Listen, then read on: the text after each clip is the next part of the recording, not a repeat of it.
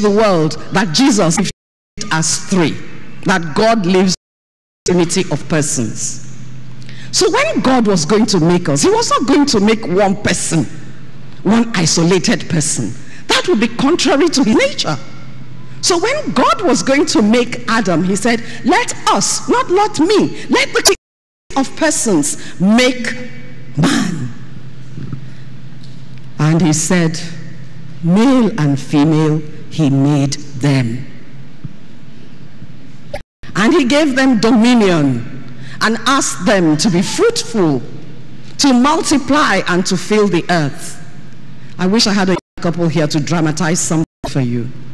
Please, can I have a young couple quickly? I will be quick. A young couple, or any couple. It would have been better with a young couple. Is there a young couple here?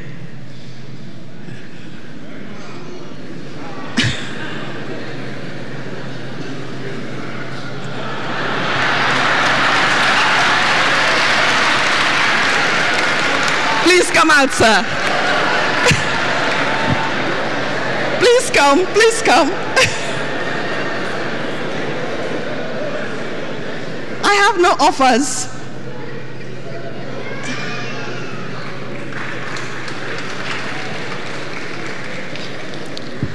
I'm just going to dramatize for you a little of what was in God's mind.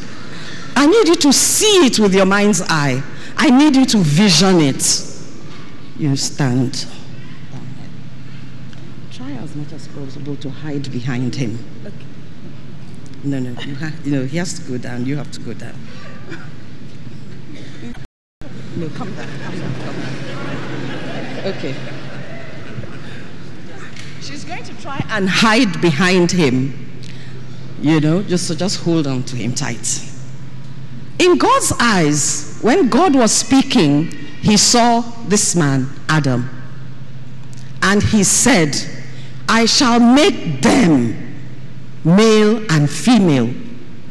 And then he molded the man. It was one person we were told he molded. So this is the person he molded. She's hiding behind him. Pretend she's hiding behind him. And he molded this man. And he breathed into this man. And he said, the man I am making is made in my image and in my likeness. There's a difference between the word image and likeness. Image is the essential constituent of the nature of God. Likeness is a semblance of God.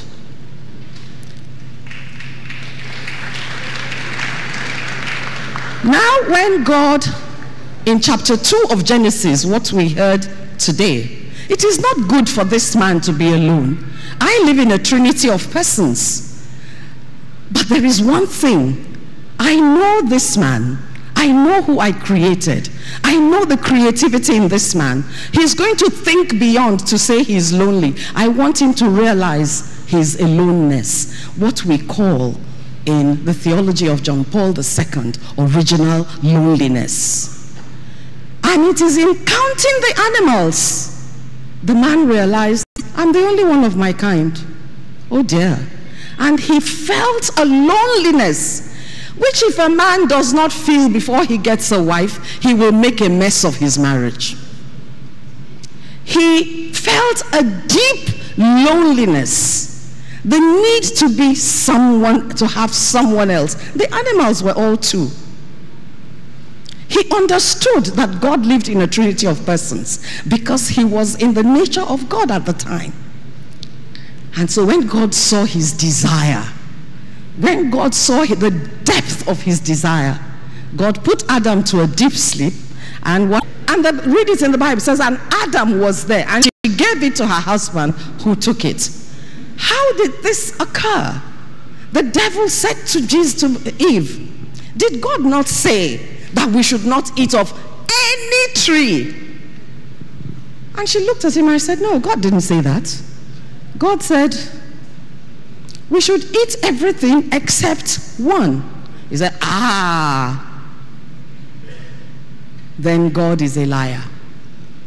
He knows that if you free, you will become like God. The whole thing was that they were already like God. They knew what God was, but they knew they didn't have the fullness of God. God did this on purpose because the world is still being created no longer to be anything else. She is now to be the person you. That was punishment. A man lording it over his wife was a curse. And so the journey they were supposed to make now walk towards each other.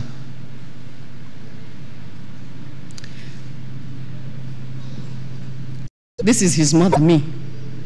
What am I doing? I won't let her come.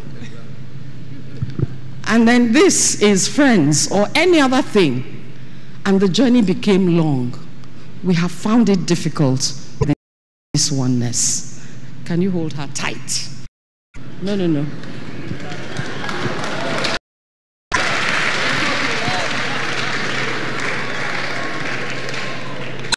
Like that.